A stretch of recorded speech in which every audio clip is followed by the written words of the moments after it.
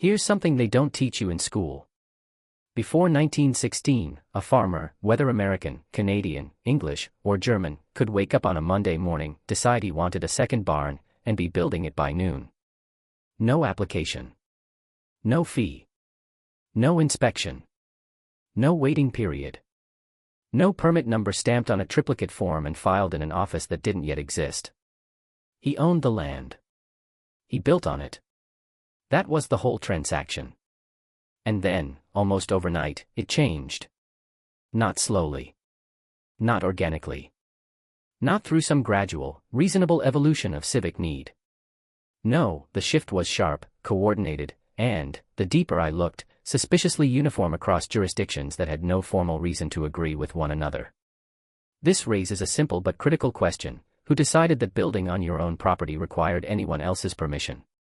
And why, in the span of roughly a decade between 1916 and 1926, did nearly every major urban center in the Western world arrive at the same answer? Let's begin with what the official history tells us. In 1916, New York City adopted America's first comprehensive zoning resolution. The official explanation is straightforward, almost boring. Skyscrapers were casting shadows over garment district workers. Factory fumes drifted into residential neighborhoods. The city needed order, so lines were drawn on maps. Zones were designated. They said, here you may build tall. Here you may not. Here commerce lives. Here families live. Clean, sensible, civic-minded. But the official explanation begins to collapse the moment you ask a follow-up: why did it need to include private residential construction? Why did a homeowner on a half-acre lot in Queens need permission before adding a bedroom? The factories and skyscrapers, sure, you can make that argument. But the pattern that emerged didn't stop at commercial regulation. It reached into the most personal, most intimate form of ownership a human being can exercise. It reached into the act of improving land you already paid for and already owned. And that's where this becomes impossible to ignore. The deeper I went into municipal records from this period, the more a pattern emerged. Not a messy, disputed, contested pattern, a clean one, almost architectural. By 1926, 10 years after New York's resolution, the U.S. Department of Commerce had issued the Standard Zoning Enabling Act, a model law that states could simply adopt wholesale. Within the decade, 43 states had enacted zoning legislation based on this template. 43 states, different geographies, different economies, different political cultures, different population densities. And yet the same framework, the same logic, the same core mechanism: you need permission to build, and permission can be denied. The pattern repeats with unsettling precision. Now, in one sense, you can explain this. Federal templates existed. States communicated. Legal fashion spread. I understand that. But what kept nagging at me, what I kept returning to, was the speed, the uniformity, the absence of meaningful resistance. Where were the dissenters? Where were the state legislatures that said, no, we will not tell a farmer he needs a permit to build his own fence? Where were the constitutional challenges arguing that this represented an unprecedented intrusion into private ownership rights? Some existed, a few, and then, quietly, methodically, they were resolved. Courts ruled that zoning was a valid exercise of police power. Local governments were granted broad discretion. And the window closed. To understand what was lost, you have to understand what existed before. I don't mean this romantically. I mean it technically, practically, economically. Before zoning, before comprehensive permit systems, before the property tax regimes that would eventually emerge to enforce compliance, land ownership in the Western world operated on a fundamentally different logic. You owned the land. You owned what grew from it, what sat on it, what you built upon it. Your neighbors had common law recourse if you created a genuine nuisance, a fire hazard, a contaminating industry, a physical obstruction of shared resources. Courts existed for that. Disputes were resolved. But the default, the baseline, was autonomy. In 1890, a man in rural Pennsylvania could build a house, add a workshop, convert that workshop into a small mill, add a second floor to his home when his family grew, and tear down a structure he no longer needed. All without a single government form, all without a single fee paid to a municipal office, all without waiting. This was not chaos. This was ownership. And then someone decided that ownership needed oversight. Stay with me here, because this is where the pattern shifts from interesting to something more troubling. Zoning on its own might be explicable as urban management, but zoning did not arrive alone. It arrived as part of a system. And that system, when you look at all its components together, not separately the way they're usually discussed, but together, begins to look like something more deliberate than civic tidiness. The components are these: first, zoning laws restricting what could be built, where, and to what dimensions. Second, building permit requirements, mandating government approval before any construction could begin, introducing fees that compounded over time. Third, property tax systems reformed and expanded during roughly the same period, particularly following the institutionalization of municipal finance in the early 20th century, shifting from flat or minimal taxation toward assessed value models that tied your annual tax burden to what you built and improved. Fourth, building codes specifying how construction must occur, materials, methods, inspections at each phase, ensuring that even if you receive permission to build, the building itself remained subject to ongoing governmental oversight. Not one of these. Not two. All four simultaneously, coordinated across jurisdictions, embedded into law within a 15 to 20-year window that history has largely treated as a progressive administrative era.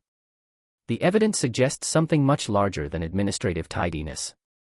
Look at this house built in 1908. No permits required. In 1911, the owner decided he wanted a wraparound porch. Added it. In 1913, he decided he wanted a detached workshop. Built it over a summer. This was normal. Unremarkable. Now walk 20 years forward. That same act, adding a workshop to your own property, requires an application, a fee, an inspection, a certificate of occupancy, and, in many jurisdictions, a reassessment of your property value, which will permanently increase your annual tax burden. You pay to improve your own land. And then you pay more every year because you improved it. Once you see it, you can't unsee it. I want to be careful here. Precise. Because the argument I'm tracing is not that zoning and permits are inherently sinister in all their applications. I'm not making that claim. What I'm asking, what the evidence keeps pushing me toward asking, is this: was the framing of these laws, from the beginning, designed to normalize dependency?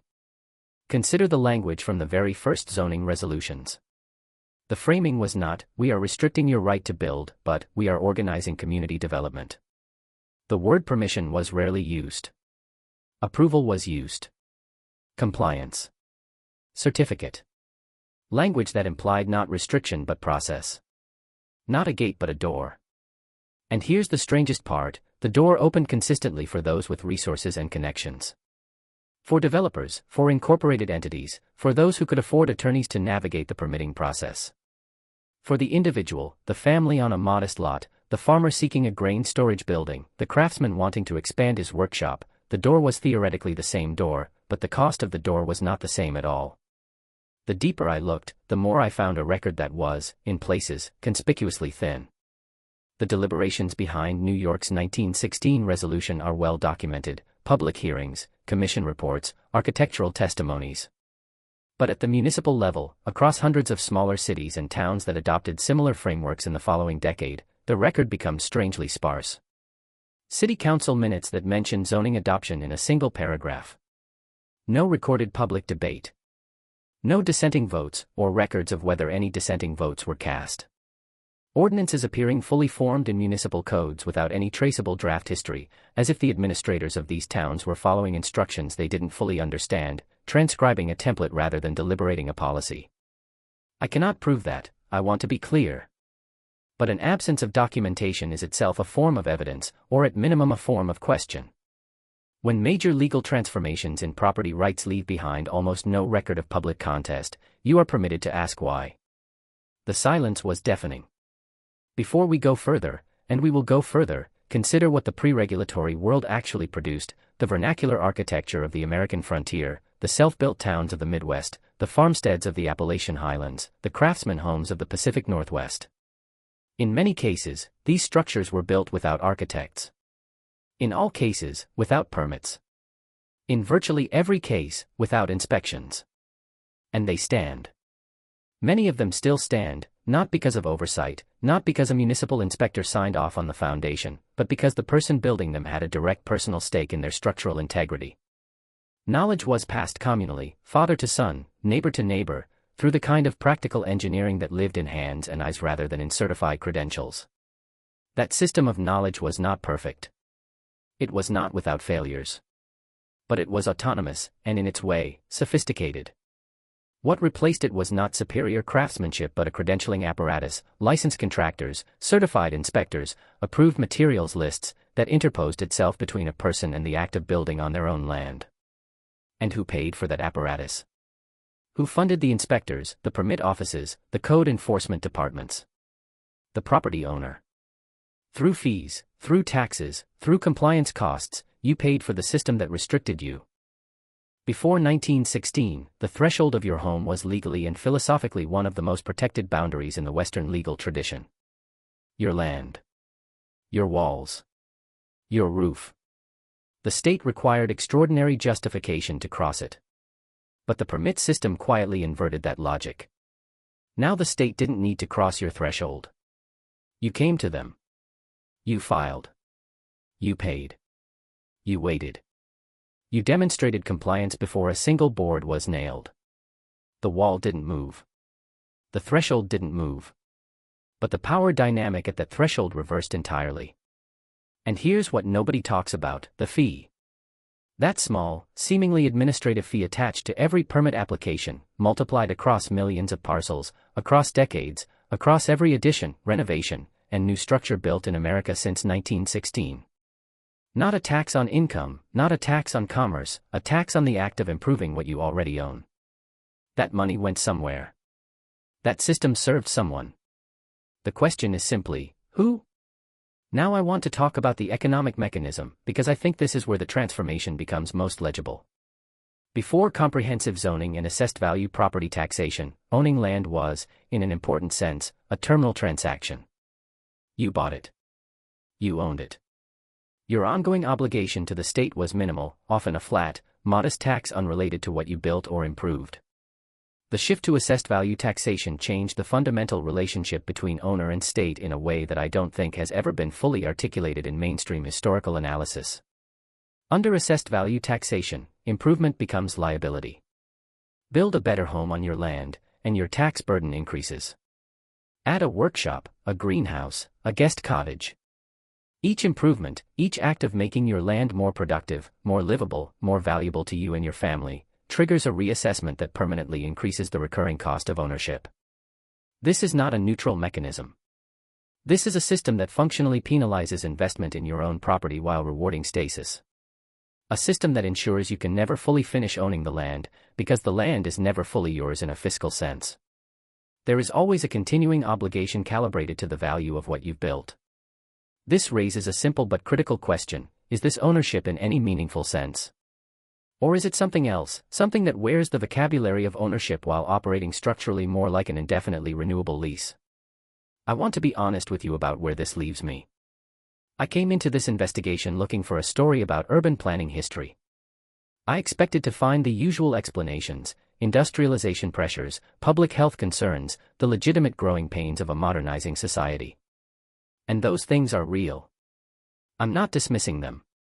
But the deeper I went, the more the official explanation, we needed order, felt insufficient for the totality of what was constructed. Because what was constructed was not merely a planning system. It was a comprehensive framework of dependency. A system in which the autonomous individual standing on their own land required governmental permission to exercise what had always been considered the most basic right of land ownership, the right to build. And that framework was assembled, coordinated, legislated, and judicially ratified within a single generation.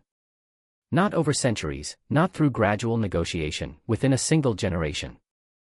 What happened to the people who knew how to build their own homes? Not the architects, not the credentialed engineers, the ordinary people. The farmers, the tradesmen, the families who carried in their hands and minds the practical knowledge of construction. They didn't disappear immediately. The knowledge persisted for a generation, maybe two, passed informally, used quietly, occasionally in defiance of the new codes. Old-timers who built what they needed and trusted their neighbors not to report them to the municipal inspector. But knowledge that cannot be practiced dies. Skills prohibited from expression atrophy. And when the generation that built freely was gone, the generation that followed had grown up in a world where building required permission, required hiring licensed contractors, required navigating approval processes. They didn't experience the restriction as a restriction. They experienced it as simply reality, the way things work. The eraser was not dramatic. It required no bonfire of knowledge. It required only that the legal framework persist long enough for lived experience to be replaced by institutional memory. And here's the strangest part, we still call it ownership.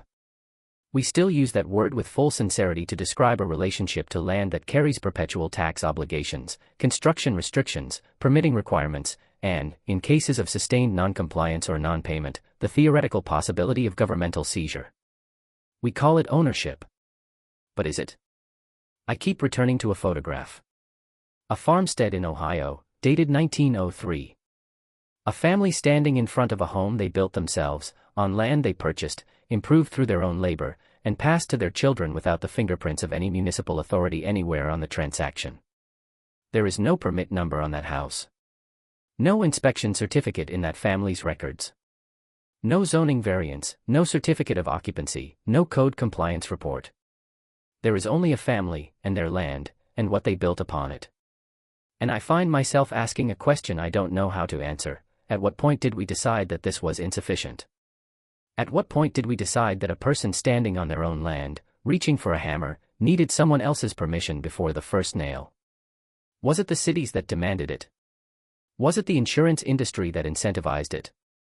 Was it something more deliberate, more coordinated, operating through the respectable machinery of progressive reform?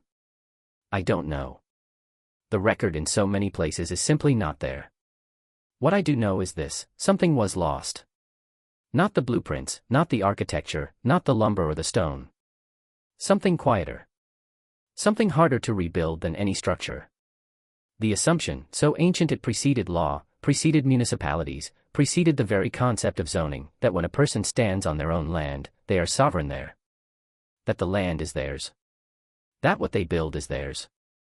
That no permission is required to exist fully on property you own. That assumption is gone now. So thoroughly gone that most people find the question slightly absurd. And maybe that's the most unsettling thing of all, not that the system was built, but that we stopped noticing it was built at all. The deeper I went, the more I found a system that knew exactly what it was doing. Or maybe I found a system that no one designed at all, that simply emerged, self-reinforcing, rewarding compliance, penalizing autonomy until compliance became culture and autonomy was simply forgotten. Which possibility troubles you more?